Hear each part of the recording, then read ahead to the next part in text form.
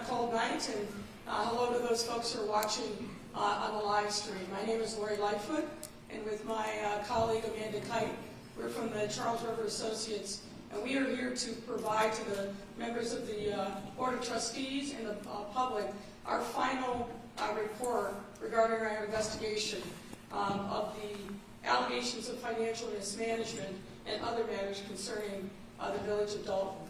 A couple of quick housekeeping matters.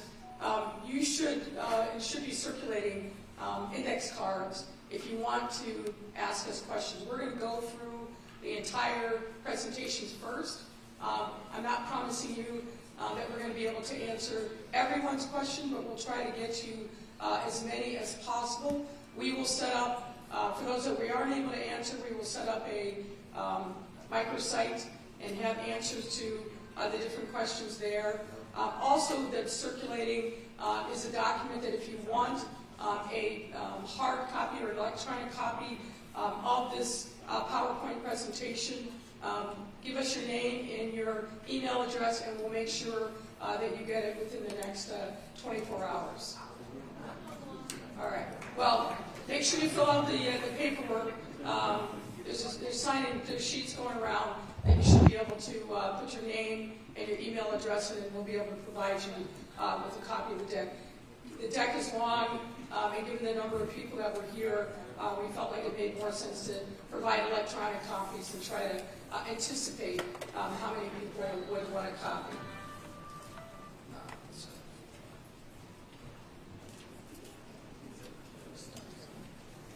So let me start by saying that, as you know, we began this investigation in earnest back in the spring of 2024 after the trustees overrode a veto of the resolution of hiring us through the Legislative Council. We were tasked with looking into irregularities, allegations of irregularities regarding financial mismanagement by Mayor Tiffany Henyard and others in her administration. And I want everyone to be clear, we are not conducting a criminal investigation. This is an investigation that depended upon witness testimony, that depended upon getting access to certain documents. And to be clear, we did not receive total cooperation in this investigation. In fact, we encountered many challenges getting access to relevant documents and information from the very beginning of the engagement. We do not have subpoena power as an independent investigative team, which would have allowed us to obtain materials and cooperation from individuals. The village's personnel policies do not require cooperation with internal investigation. That proved to be a challenge in this circumstance. And a lack of cooperation by some individuals led to delays, limited our abilities and scope of work, and ultimately limited the information that we were able to address in the course of this investigation. Despite these obstacles, we made progress in providing information to the trustees and to the public on the true financial condition of the Village of Dolton, along with some other issues. And as a result of that, we're able to make some concrete recommendations, many of which the trustees have already adopted, on how to right the ship, to make sure that there are financial guardrails in the operation of city government, and to provide some other supports that would all be in favor of transparency and good governance. For those of you who don't know, we thought it would be important to give just a little bit of background about the Village of Dolton. The village was incorporated in 1892, and according to the most recent census data, the population is approximately 21,426. The median household income is $58,706, and the village is approximately 91% African American. The village has a trustee form of government, which matters under the organization of the Illinois Municipal Code, and we'll talk about that briefly in a moment. The key city employees for the village, aside from the trustees, are the mayor, the village administrator, the director of administration, director of finance, and the staff accountant. Now, I'm not going to read everything on this slide. This is excerpts from the Illinois Municipal Code. But suffice it to say that the code really is a set of specific mandates on how a trustee form of government and other forms of government are supposed to conduct themselves. It provides things like there should be an annual appropriation, and ideally that is done in the first quarter of the village's fiscal year. No official can incur debt over and above what the budget is unless there is a 2/3 majority vote by the board of trustees. There can't be entering into contracts without a corresponding appropriation. The municipality must have an audit of its financial records annually. As you know, this became an issue. We'll talk more about that as well. And that audit and other financial information must be filed annually with the comptroller's office, or, as has happened now, to Dolton. The comptroller has the ability to force an audit of the financial records. Now, on that point, if you go to the comptroller's office and you look on their website, under the municipal division, there are literally hundreds of municipalities across the state of Illinois who have not filed the necessary financial documents, whether it's the financial report, whether it's the audit, and some of these delinquencies go back years. But soon after we had our report in early August of last year, the comptroller's office suddenly paid attention to the village of Dolton and took notice, while other municipalities across the state have been delinquent in their responsibilities for years. One might ask, why is that so? Next slide. One of the challenges, and we recommend, this is one of our recommendations, is the village doesn't have a codified municipal code. And what this means is the resolutions, the ordinances that are the backbone of governance for the village are not assembled in one location, filed with the state, so that all of you can look up what's the code say on this, that, or the other thing. This became something that we learned early on, which was a little bit of a surprise, but became another challenge to overcome in making sure that we had a true picture of what the rules and laws were that had been passed that govern the village of Dolton. As a result, the absence of archived ordinances and resolutions not being read in public led to gaps in our understanding about the laws, making governance unnecessarily difficult. Next slide. One thing, given what you've heard and seen over the course of the last couple of years, the village actually does have a purchasing policy and manual. And it's very straightforward, as you might expect. The challenge has been, it hasn't been followed, and we'll get into details about that. But let me give you a little specifics. The policy essentially provides directions for the acquisition of all goods and services. And when used with good judgment and common sense, as it reads, quote, the policies and procedures conveyed within will allow the village to obtain required supplies and services efficiently and economically. The policy also provides, in general, all supplies, materials, equipment, contractual and professional services required for operational efficiency will have been included in the annual budget.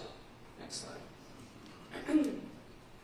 There is in this purchasing policy set controls on who can authorize what at what dollar levels. As you can see from this slide, department heads can authorize spending up to $1,000.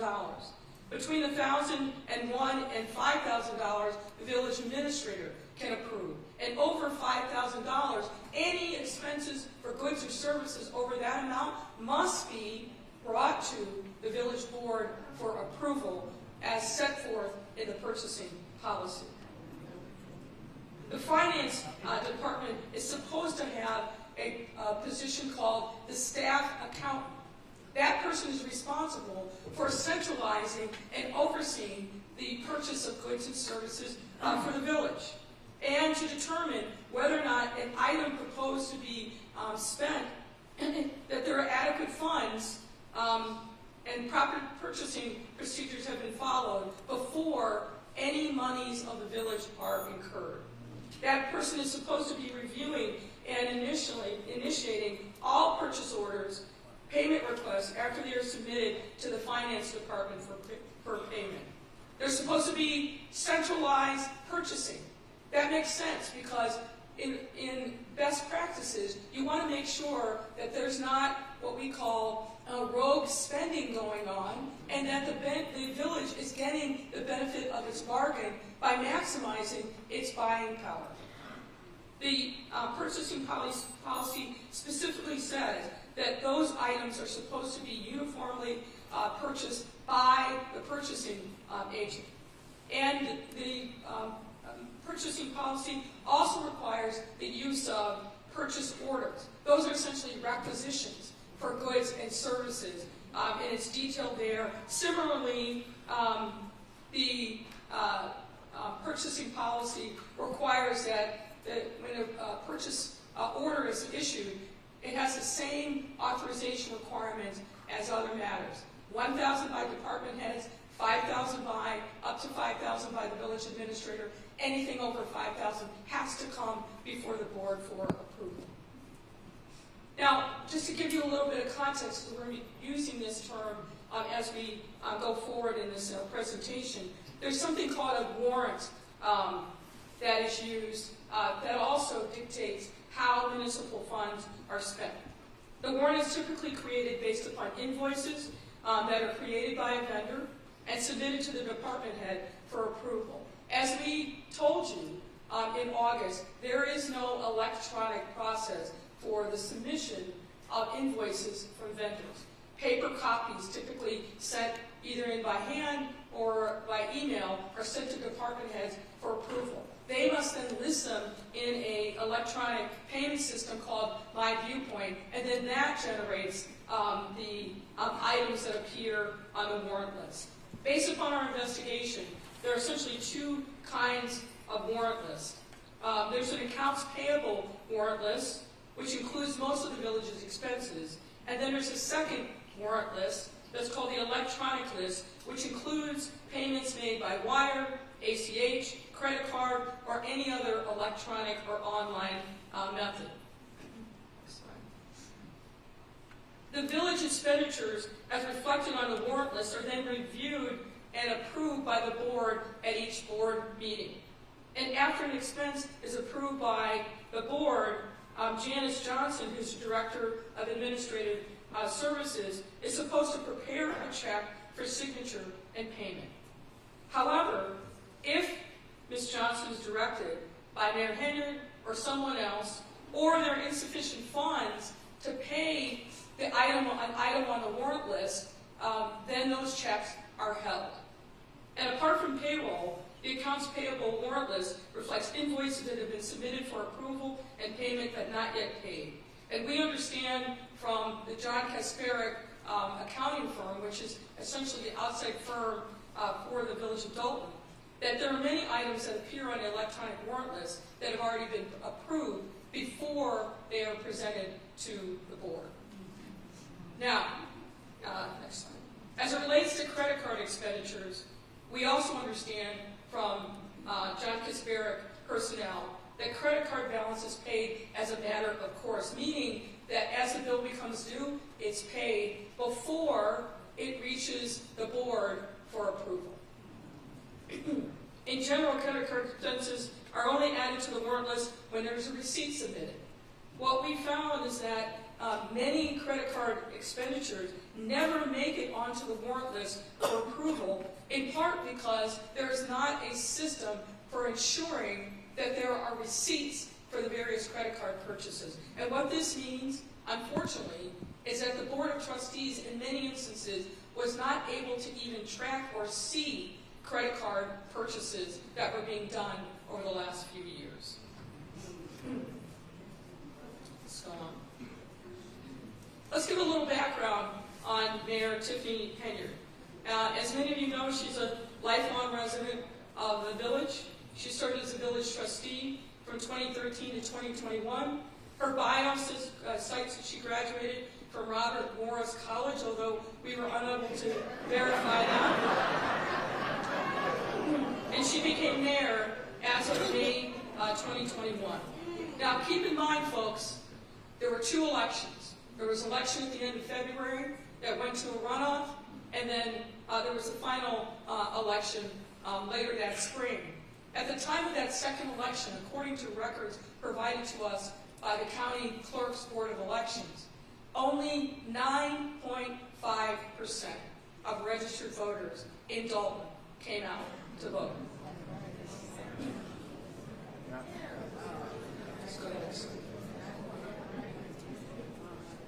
To set the framework further, we wanted to make sure you understood who were the people in charge of making various decisions under Mayor Henyard's administration. Aside from Mayor Henyard was the village administrator. You may recall that that was initially Dorothy Brown. And then in late 2021, Keith Freeman began his duties as the village administrator. The director of finance. You would think this is a very key position. Unfortunately, what we found over the course of our investigation is there are many periods of time during Mayor Henyard's tenure where that position was vacant. At one point, Tanjanique Miller fulfilled the role beginning sometime in 2022 on a full-time basis, and then she went to a part-time basis by December of 2023 and worked only remotely. The position has been vacant, again, since early 2024. As I mentioned before, the Director of Administration is Janice Johnson, and you remember from my discussion about the purchasing policy, where there's supposed to be somebody who's a staff accountant that is responsible for monitoring and overseeing the purchase of goods and services on behalf of the village. There's no such position that exists in the village of Dolton. As a result of the small staff managing the city finances, the John Kasparic firm has essentially become the in-house, although they're outside, but the in-house financial department for the village of Dolton. Because of a limited number of personnel, they became the de facto finance department. This remains true to this day. Kasparic firm has a junior staffer who is embedded in the village, and that person is here multiple times a week. There's a senior person that oversees that junior staffer, and the John Kasparic firm is involved in virtually every aspect of the finances of the village.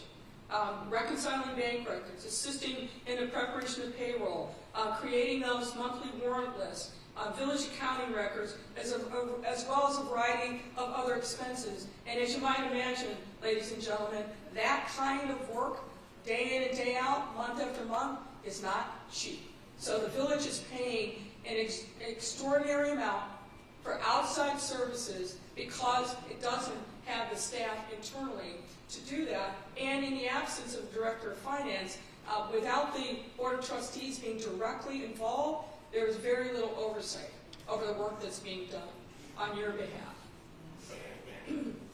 Now, I want to also now shift gears and talk about some key events that have led to some of the financial crises that the village is experiencing. And what we found in our investigation, and that's based on a review of contemporaneous documents and witness interviews, that beginning at least as early as late 2021, there was a concerted, systematic effort on behalf of Mayor Henyard and others in her administration to hide the true financial condition of the village of Dolton from the trustees and from members of the public. To step back, let's talk about what the state of play was before Mayor Henyard became mayor. What we found is that prior to that time, the Kasparic firm would provide 3 different and important categories of information to the entire Board of Trustees, key city personnel, to make sure that folks were up to speed on a real-time basis as to what the circumstances were, both of expenses and revenue, and whether or not the expenses and revenue were on track with budget projections. They created a weekly report reflecting what work they did on behalf of the village. Monthly financial statements with the detailed notes memorized in an accompanying memo. Warrant lists, which detailed the expenditures to be presented at board meetings. And for a time, Kasperiak firm also prepared and shared a payroll list. Now, initially, in 2021, at the beginning of Mayor Henyard's term, Chris Marabali of the Kasperiak firm caused these documents to be sent to a wide array of people on an email. Right. Again, the trustees, key city employees, and Mayor Henyard herself. But this practice began to change in the fall of 2021. What we see in the fall of 2021 is the start of the effort to make sure that the trustees did not have full access to information about the true financial condition of the village's finances. And I want to walk you through step-by-step evidence that we were able to review that was memorialized contemporaneously, primarily in emails. In September 28, 2021, in an email to John Kasperiak, Chris Marabali, remember this guy who's responsible for supervising the work here at Dolton, noted, quote, "The mayor has requested that the warrant list for both electronic and regular billing be sent to her first for review and approval prior to it being released to the board." On October 4th, 2021, Trustee House emailed Marabali seeking missing payroll reports that he had not received since the August 27, 2021 payroll. That same day, Marabali forwarded that email from Trustee House to Mayor Henyard and sought advice on how to respond. On October 21st, 2021, Chris Marabali reported to John Kasperiak via email that Mayor Henyard was very upset with him because he disclosed in a board meeting that she had directed him not to send trustees payroll records. There's a board meeting that precedes this October 21st date, where you can see on the YouTube video that she's asking him, "Did I tell you not to send this information?" He answered in the affirmative, and that was the source of her anger with him. He was later called into a meeting with the mayor in the presence of Janice Johnson and Dorothy Brown, and the mayor in effect told him that he should never contradict her in public and that he should shade the truth. By November of 2021, a split between Henyard and certain trustees was in full bloom and played out in the trustees' shrinking access to village financial information. On January 22nd, 2022, Marabali again transmitted the December financials and a corresponding memo to the full list, including the trustees. But by February 9th, Trustee Steve sent an email to Marabali and others objecting to not having received payroll reports for approval and saying that he would not provide his consent for approval by the board if he did not receive those payroll records ahead of time. Trustee House concurred in that same email chain. On February 24th, and this is an important date, Marabali transmitted the January financials and the accompanying Miller only to Changenik Miller. At that point, the trustees were cut out. On March 9th, 2022, Marabali sent his weekly report to the mayor, trustees, and others. The next day, Freeman admonished Marabali and said, quote, "Chris, please stop sending these emails to everyone. It is a direct violation of the Open Meetings Act. Send this information to Ms. Miller and Janice," meaning Janice Johnson, end quote. I can tell you that the mere transmittal of information where there's no actual action being taken is not a violation of the Open Meetings Act.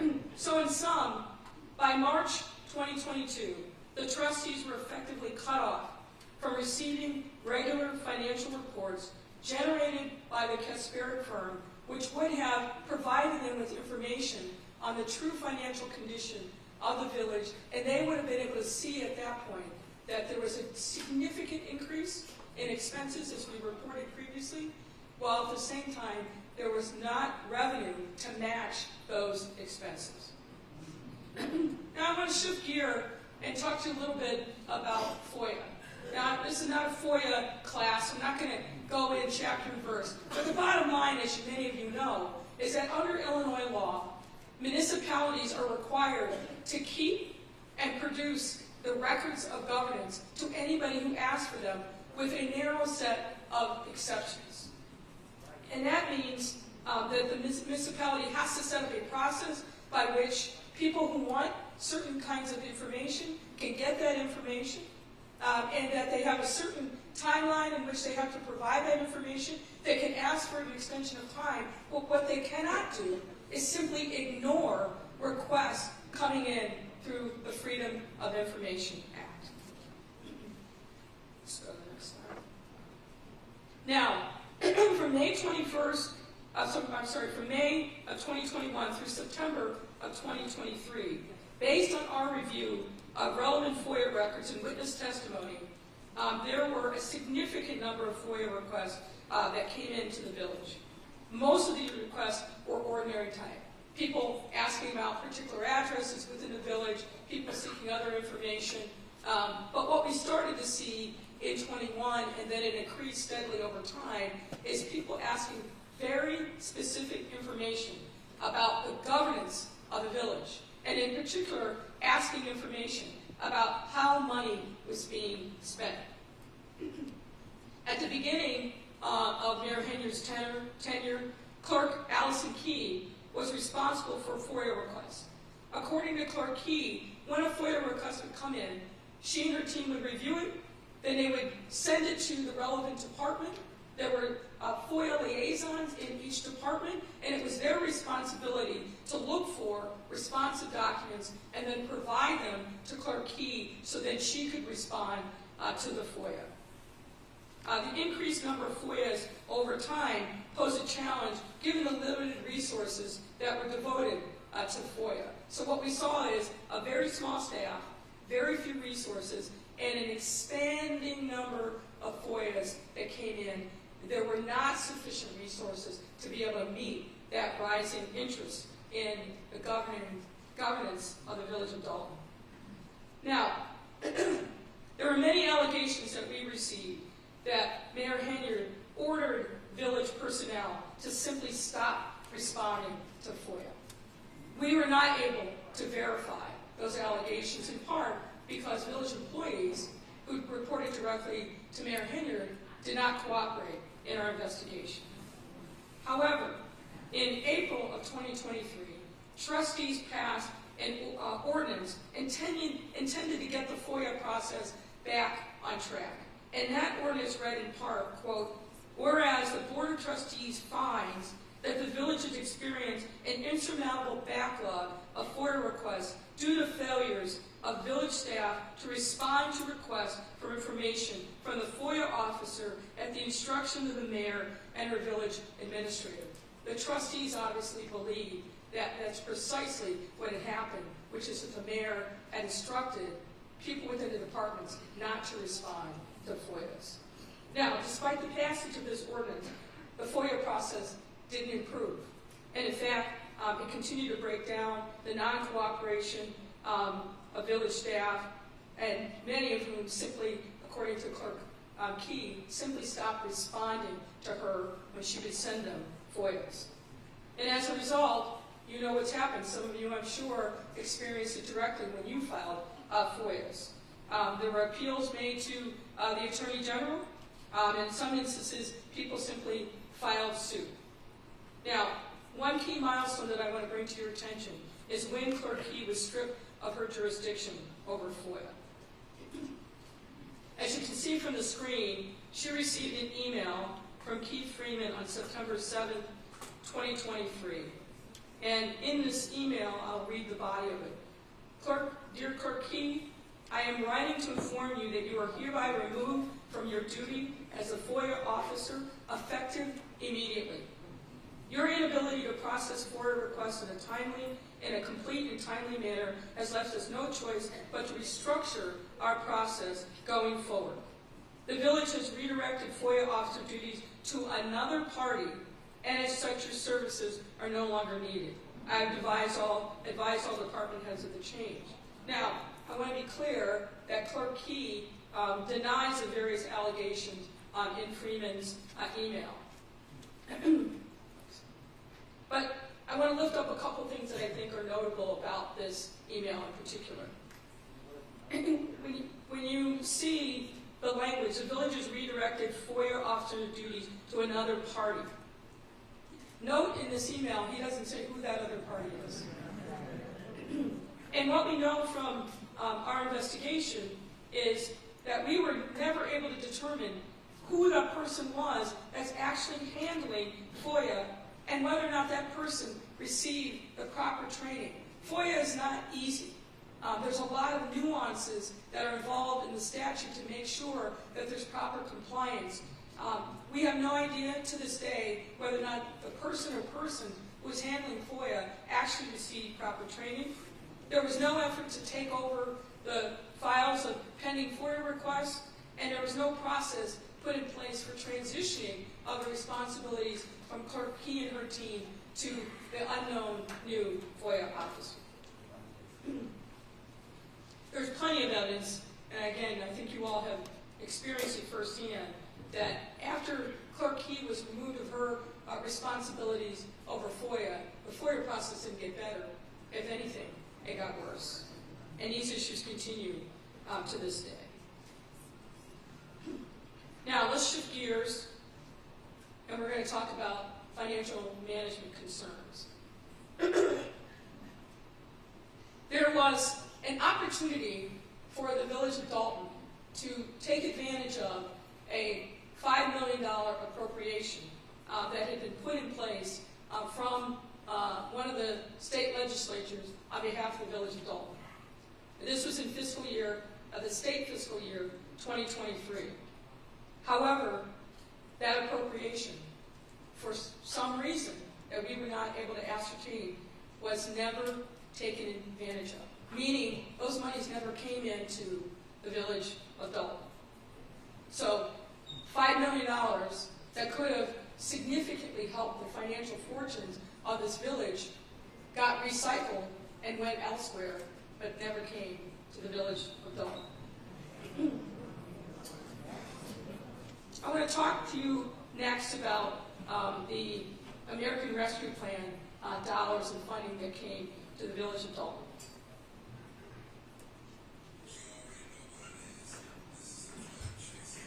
As many of you know, the American Rescue Plan was put into place by the Biden-Harris administration to help municipalities, cities, counties, states recover from the economic impact of the COVID-19 pandemic. And the village received an allocation through the state, which was appropriated in 2 tranches from the Illinois Comptroller's Office. You can see in this chart, the first tranche came in September of 2021, and the next big tranche came again in September of 22 for a total of just over $3 million. The U.S. Treasury Department had very strict reporting requirements on how municipal governments use those ARPA dollars. Somebody was supposed to be designated as the ARPA reporting person responsible for making sure that they were complying with U.S. Treasury regulations. But the contemporaneous documentation that we have seen and confirmed in recent communications is that no one from the village actually took the responsibility to complete the reporting information. The access to the reporting portal was set up for Ms. Miller, the former finance director, but there's no evidence that she actually made the required reporting of how ARPA dollars were used here in the village. And based on the records that we have seen, there's approximately $1.7 million left of the ARPA funds, and it's held in a specific capital projects account. Based on what we've seen in the financial documents, the ARPA funds were used in a variety of ways, which you can see from this chart. As you noted, there's a big category of $481,379 called other expenses.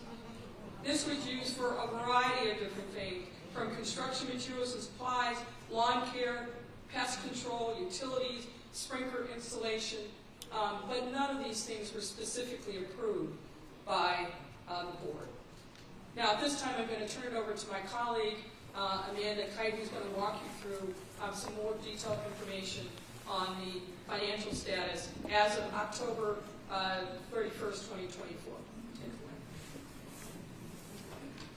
So now we're going to walk through and largely provide an update to the financial information that was presented back in August. And we've been provided records that cover the first 6 months of the village's fiscal year 2025. As of October 2024, the village's general fund, which is the fund that's used to account for the majority of the village's operations, remains in a net deficit position. However, the deficit position has decreased or improved from the information that was presented in August. And as of October 2024, the general fund's net deficit position is currently $2.4 million. Additionally, during the first 6 months of fiscal year 2025, the average monthly expenditures of the village have also decreased.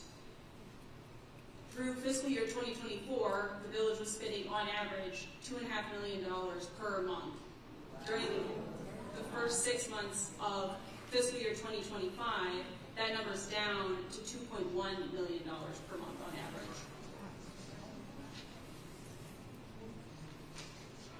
Following along with that, I think it's also important to note that when we provided an update back in August of last year, which laid out many of these numbers and showed the village in really dire financial condition, the trustees immediately took action to address particularly the spending side of the ledger, significantly reducing the number of credit card access, working with banks, restructuring some of the expenses. So that accounts in part for the reduction in expenses. And as Amanda will explain, there are other factors that contributed to this, but I wanted to note that the trustees heeded the concerns that we raised back in August and took specific action, many times in opposition from Mayor Henyard, to make sure that they were starting the process of putting the village back on better financial footing. so following along with that, the decrease in expenditures, through the first 6 months of fiscal year 2025, the village's expenditures have matched the revenues that came in during that time period. This is in comparison with the same time period in fiscal year 2024, where the gap in revenue to expenditures was almost $5 million. So the expenditure and revenue gap has improved. This gap decrease is for two primary reasons. First being, as of October fiscal 2025, revenues are approximately $3 million more than compared to the same time period in fiscal year 2024, which is largely due to the timing of when the property taxes were released to the village.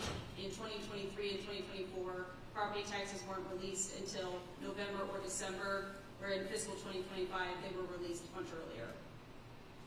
But additionally, expenditures have gone down, most notably general administration, police department expenditures, and public works. A couple of categories that we found significant decreases is in general administration, telephone, and miscellaneous expenditures, as well as in police department overtime and medical insurance.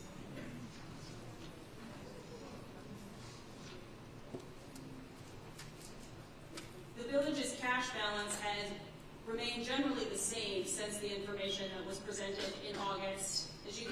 the chart, as of May 2024, the general fund had an unrestricted cash deficit of almost $5.7 million. As of October 24, that amount is a deficit of around $5.5 million. And this deficit includes the amount of held checks that the mayor discussed previously. Those are reflected in these deficit balances. Regarding those held checks, as we presented in August, since March of 2023, and nearly every month since then, a portion of the checks that were approved and printed have had to be held. As of June 18, 2024, this was 589 checks that totaled over $6 million, which were approved but had not yet been sent to vendors. Since the August presentation, we've requested but had not been provided an updated listing of the current status of the village's held checks. However, we've been told, though not able to verify, that the current amount is still in excess of $5 million.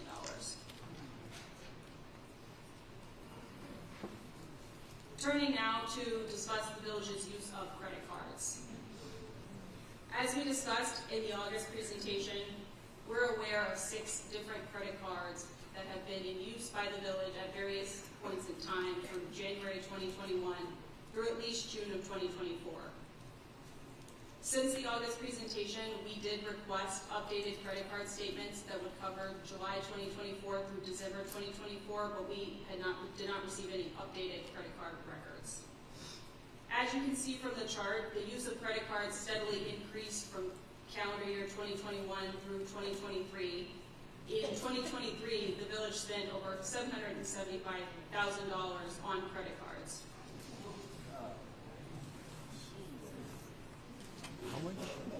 As the mayor earlier discussed, oftentimes credit card expenditures have no accompanying receipts. And the credit card statements alone provide limited information about the credit card purchases. Given this overall lack of available documentation, it is not possible for us to ascertain important information about the village's credit card use, such as who made the purchase, was it an approved purchase, and what was the government purpose. This type of additional information is necessary to perform a complete investigation of the credit card use and to draw any conclusion about any individual purchase. That being said, through our investigation, we did identify certain categories of expenses that stand out, which the village may wish to pursue additional information to further understand the nature of the charges. For example, from 2021 through June of 2024, village credit cards were used for over $171,000 in travel-related costs, things such as airfare, excess baggage fees, hotels, meals, rental cars. There are over $51,000 spent at local area restaurants, as well as expenditures at retailers such as Dick's Sporting Goods, Best Buy, Wayfair, Walgreens, Apple, and Walmart. Now, some of these expenditures, but not all, are reflected on the electronic warrant lists that we were provided and reviewed. However, the level of detail in the description of what the purchase is for varies by purchase. Some purchases have very limited information, and the description is simply the name of the merchant, or a more vague description such as meals or donuts. Others provide more information, such as training accommodations or code enforcement lunch.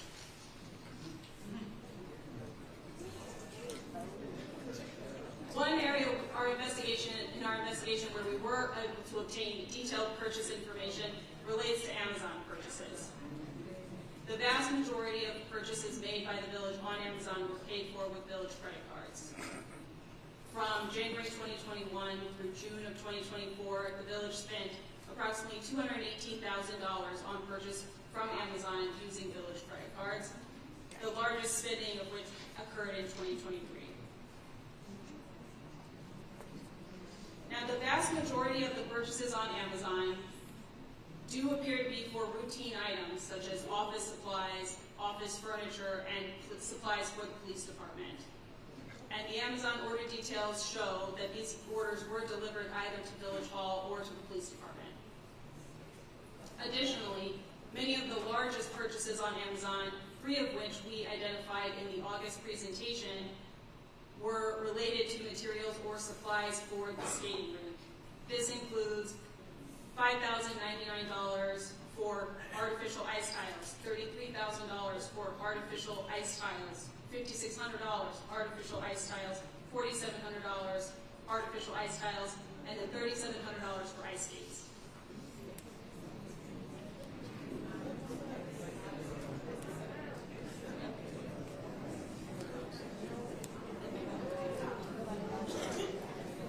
Ladies and gentlemen, let me just pick up and conclude on the Amazon purchases. The various routine office supply and office furniture purchases simply do not appear to be in compliance with the village's purchasing policy as we described. There appears to be no centralized purchasing or inventory control as required in the purchasing policy. So while we were able to see that these various purchases were delivered either to Village Hall or to the police department, there is no tracking system for what happened to them after they arrived here. And while Janice Johnson was listed as the originator for a number of these purchases, what we saw in the Amazon records is that there were 9 other purchasing sources identified in the Amazon records. So lots of people were billing, charging things and purchasing them from Amazon. And we certainly found no evidence that the purchases related to the ice rink that were done in 5 separate purchases totaling approximately $48,000, that they were done consistent with the purchasing policy either. For example, we were unable to find evidence that these purchases were done as a result of competitive bidding process, which an amount of that size would have been triggered by the purchasing policy, nor is there evidence that these particular purchases were presented to the board prior to approval. As you will see, one of the recommendations that we're making to the board is to institute a written policy for performing background checks of prospective village senior and key personnel. There are 3 personnel that we call out on this slide, and based on our investigation, these and other individuals either working for the village or proposed by Mayor Henyard to assume key roles have issues in their background that likely would be disqualifying if they had been properly vetted. Now, I want to go through some of the consequences, because of course there has been consequences of all the things that we've already talked about. You can't have a situation where there are no financial controls, where the trustees are systematically excluded from finding out the true nature of the financial condition of the village, where there's a routine process of exceeding the amounts of revenue with expenses, some of which may or may not be for a legitimate government purpose. The first of these cascading consequences is the audit. As I noted at the beginning of this presentation, under Illinois law, every municipality over a certain size is required to have a financial audit of its books and records every single year, and to produce that audit to the comptroller's office. The fact of the matter is that for the last several years, the village's auditor had been an accounting firm, an auditing firm, known as Lauterbach and Amann. Draft audits for fiscal year 2022 were completed, but they were never finalized. And then Lauterbach and Amann resigned as auditor on October 27, 2024, effective immediately, which is essentially less than 3 weeks after we had our first public disclosure of the true financial condition of the village. And on October 15, 2024, the Illinois Comptroller's Office notified the village that it was going to force an audit on the village for not complying with the mandatory audit reporting requirement.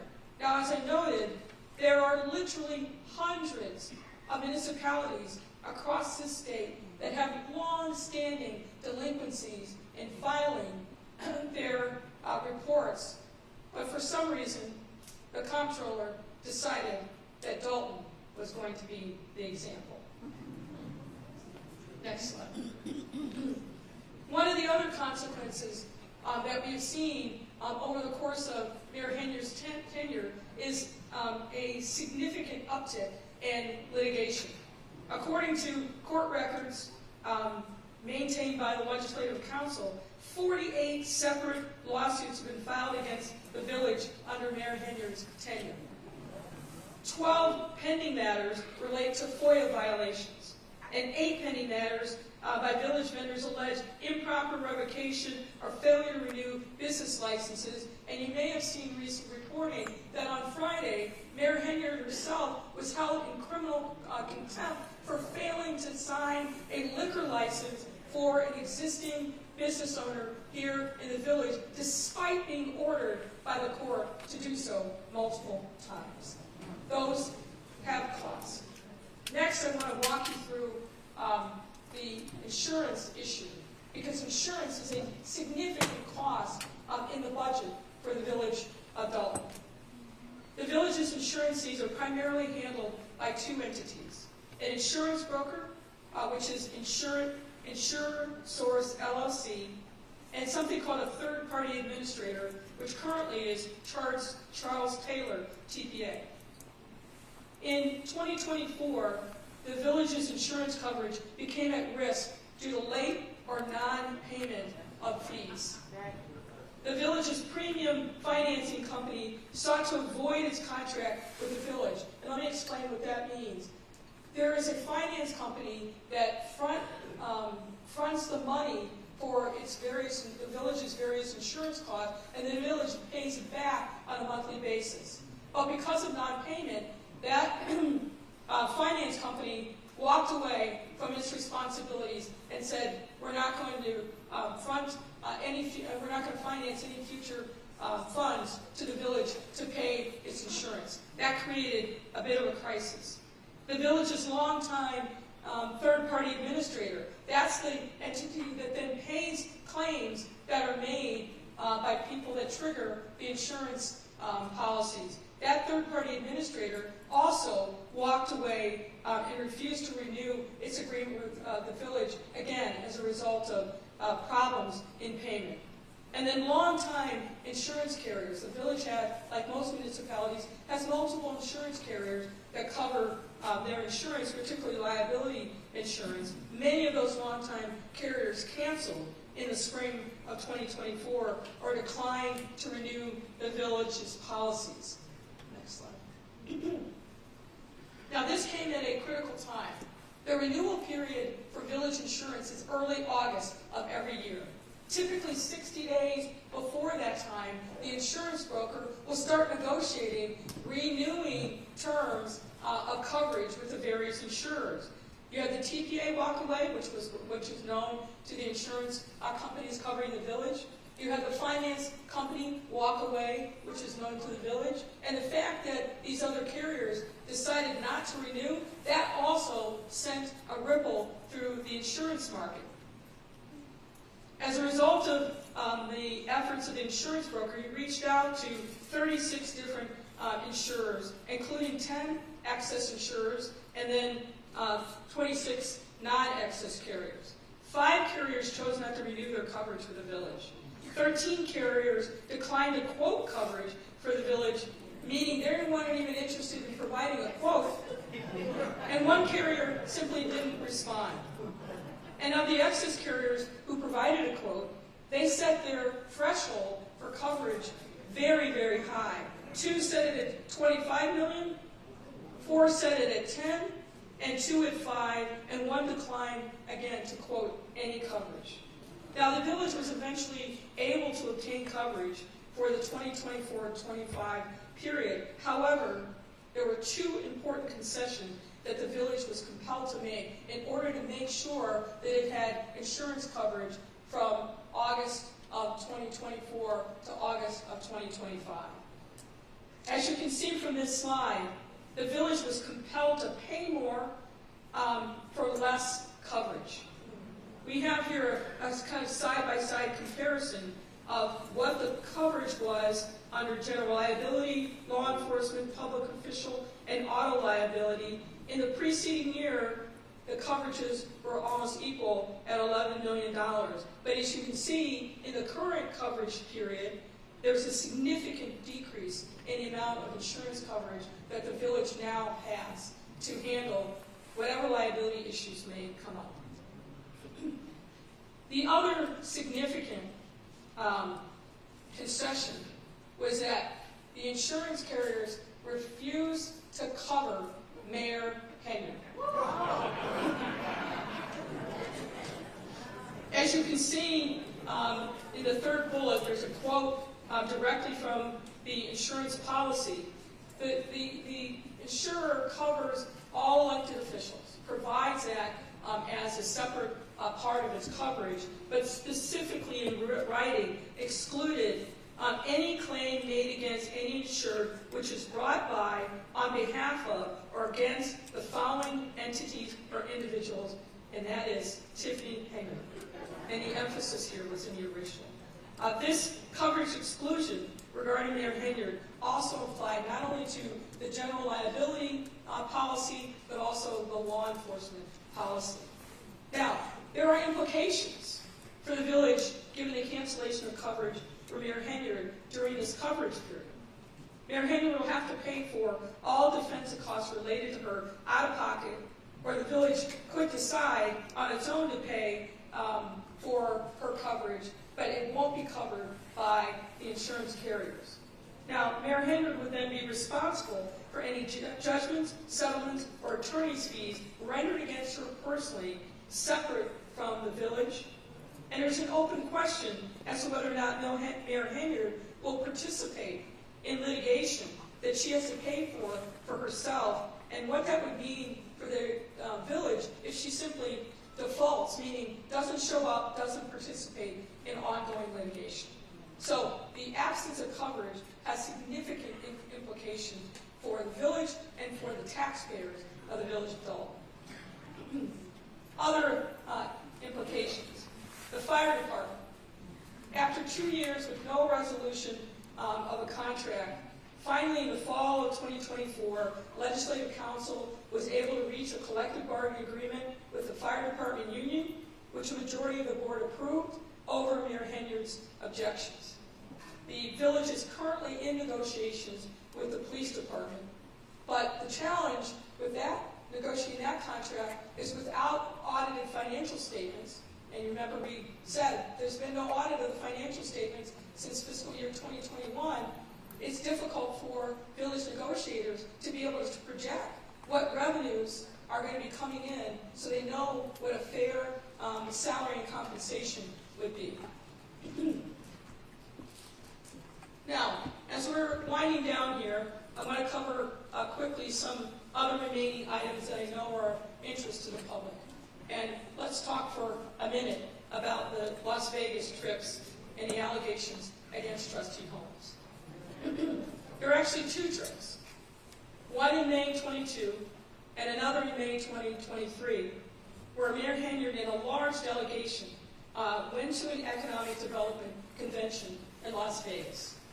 The convention was called Recon, and it was put on by the International Council of Shopping Centers. Financial records for the village and Thornton Township reflect that a number of people traveled to Las Vegas on both of these trips, and the expenses of their travel, their lodging, their meals, and entertainment were paid for on village and township credit cards. There is no evidence that any business development opportunities came to the village as a result of either of these 2 trips.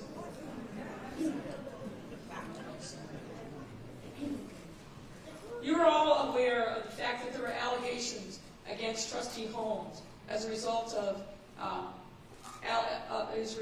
contacts between him and a former village employee on the May 2023 Las Vegas trip.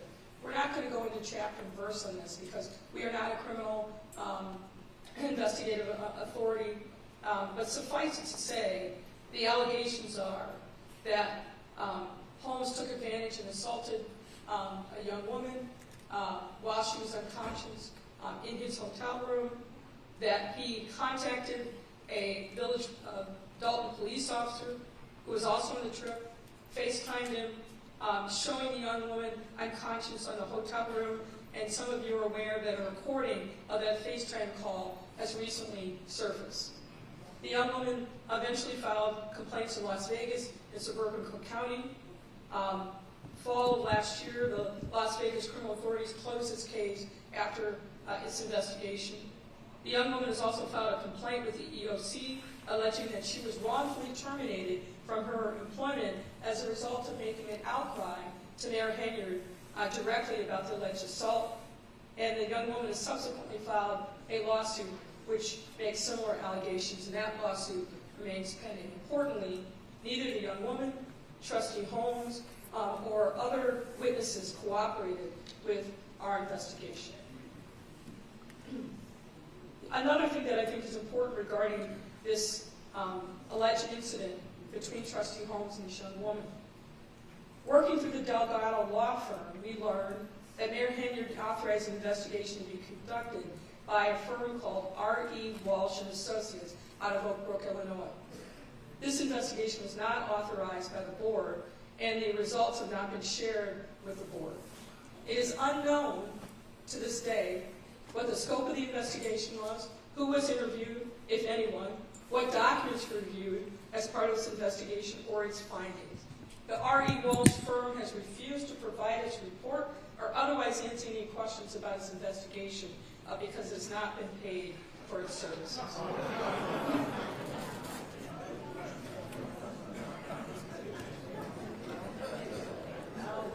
Let's talk for a moment about Thornton Township. In the course of our investigation, we received a lot of information that there was significant use of Thornton Township funds to cover expenses for the benefit of the village of Dolton. Similar to the lack of cooperation in the village, personnel under the control of Mayor Supervisor Henyard, we faced obstacles obtaining documents from Thornton Township. We therefore are not suggesting, we do not have a complete picture of a variety of the allegations against Mayor Henyard and others in connection with the operation of the township. Nonetheless, we received some information to determine that a similar pattern of financial operations existed at the township during Mayor Henyard's tenure. For example, credit card use. We were able to review records from May of 22 through October of 22, June of 23 through, January of 23 through June of 23, and January of 24 through June of 24. Obviously, not a complete set, but detailed records. Some of these records, excuse me, were heavily redacted. They look like the CIA put the documents through their censors. So it made analysis somewhat difficult.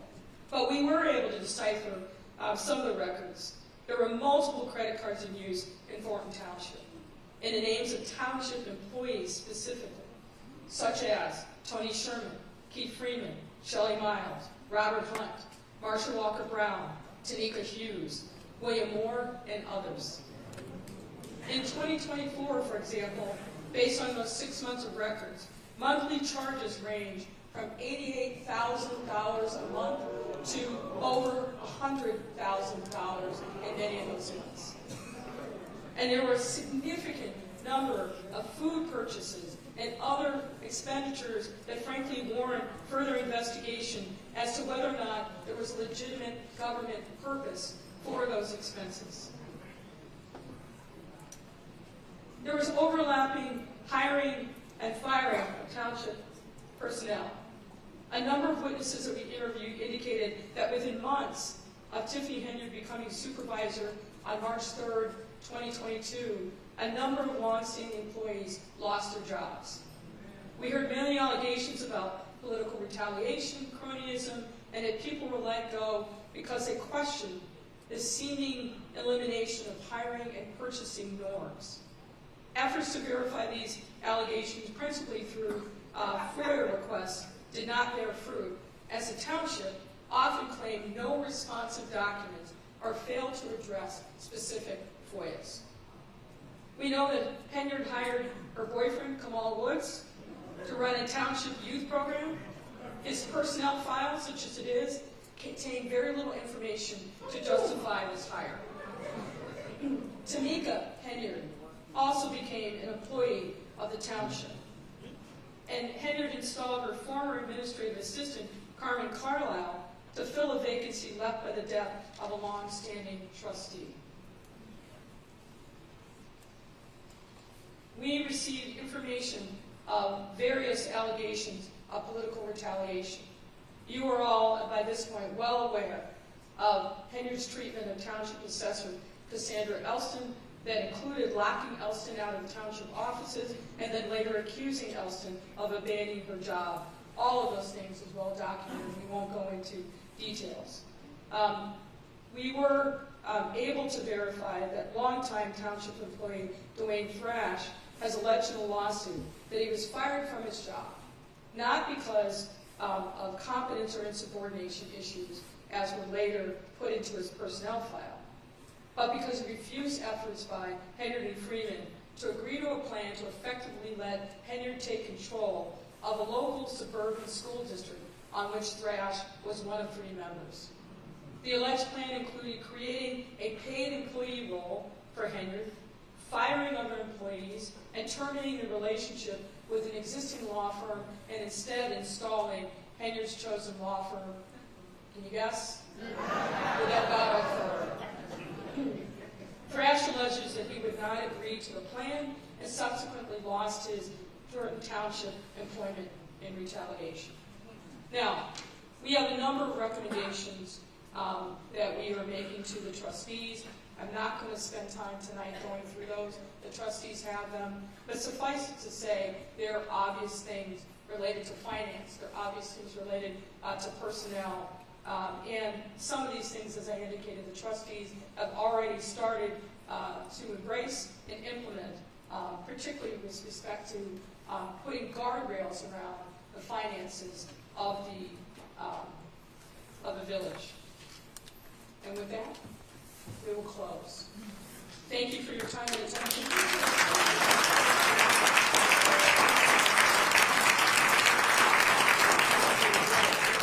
Now, as I said at the outset, we have passed out index cards. If you have questions written on them, pass them forward, and we will entertain some questions. Can members of the Park District staff perhaps help us collect some of these cards and bring them forward? If you have a card, hold it up in the air, and somebody will come by. Maybe pass them forward to the front. That's probably the easiest thing to do. And remember, if you'd like an electronic copy of this PowerPoint deck, please make sure you provide your name and your email address.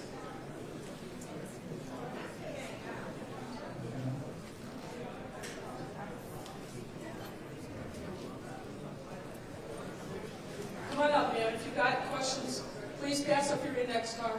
We'll try to get to as many as we possibly can.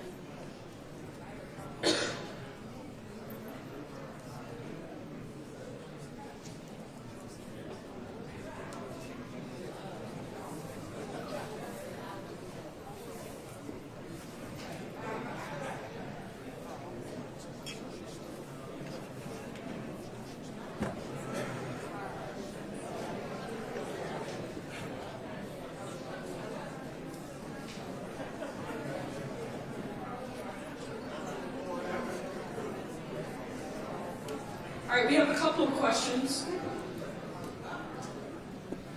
One is, why didn't the $5 million come to Dolton? The answer is we don't know. What happens is monies get appropriated and become part of a budget. It will go to the relevant state department for allocation, but then the municipality has to fill out certain paperwork in order for it to claim that allocation. We have not found any evidence that that happened with the village of Dolton. This person also asked, Is there anything to hold Tiffany personally liable? Well, as you know, there are a number of different lawsuits that have been filed, and obviously you have your vote. Next question is if supervisor is uninsurable, how can she hold the position? Now, the insurance issue is with respect to her role as the mayor of the village of Dolton. We have no visibility into whether or not the insurance issue also applies to the township. But she can still hold her position, but as I indicated, with a lack of insurance coverage, it puts the village and the taxpayers potentially at risk, and certainly she would have to pay for her own lawyer, her own defense, if she is sued in the course of her duties. There's a question of who pays the services that are rendered by my colleague and I. As you recall, the trustees voted to approve the hiring of us, and that comes from the village of Dolton. Are you bringing me one more question, Danny? Come on up. Okay. That's fine. Okay.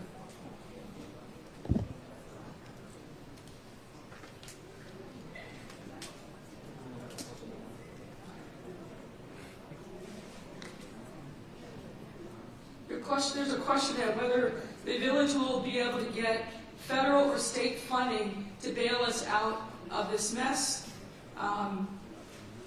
And the answer is, I think that's a matter that the trustees are actively pursuing.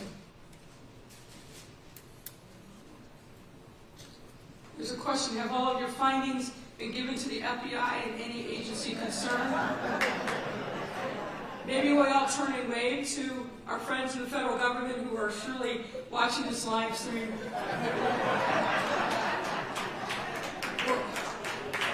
What I will say is we have been in contact with members of the U.S. Attorney's Office who are investigating this matter. I know that the FBI has also been in contact with various people who have information about the allegations are here. What they intend to do and the timing of that, no one really knows except for them.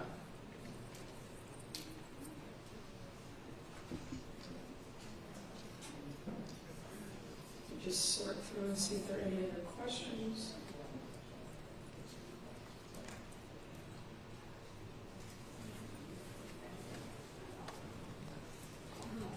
Someone asked if the $5 million grant was a mismanagement or theft, that we did not get it. As I mentioned before, there's a process by which a municipality that gets an appropriation has to claim it. There's no evidence that that process was followed.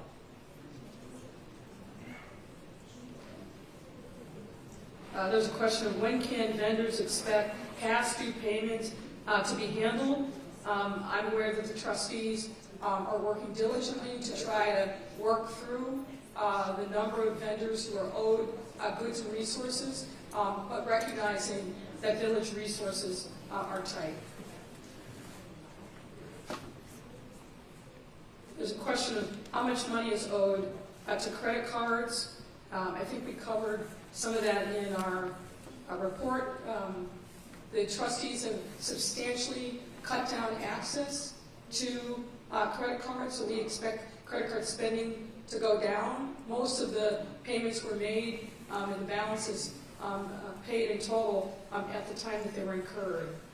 And there's a second question, is Tiffany going to be held responsible to repay the money spent on the ice rink? That's a very good question to which we don't have the answer. Okay. All right. We've got the final 3 questions.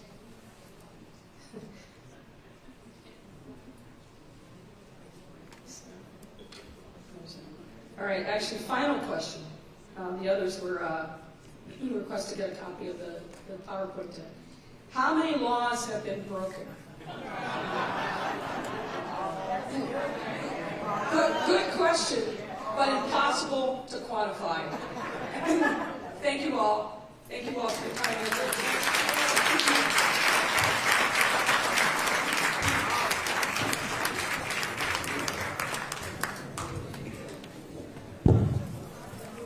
Okay, we want to thank everybody for coming out, and on behalf of the Dolton residents, Board of Trustees, we want to ask everybody to give a round of applause to Mayor Lightfoot for her hard work.